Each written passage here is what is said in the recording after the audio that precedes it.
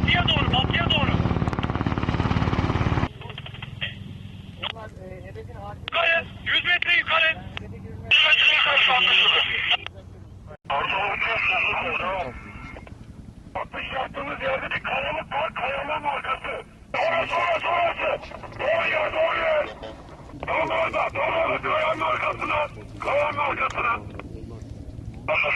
Kaya var, orada kaya var, kayanın arkası. Kayanın arkası. Elinize sağlık.